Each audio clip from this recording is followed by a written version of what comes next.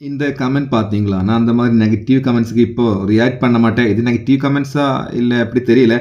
ஆனா இதுக்கு ரியாக்ட் பண்ணணும்னு தோணுச்சு. இதுல சொல்றது "யூ ஆர் எ கன்னிங் பர்கரா பிரதரா" எனக்கு தெரியல. Creating sympathy through MGR.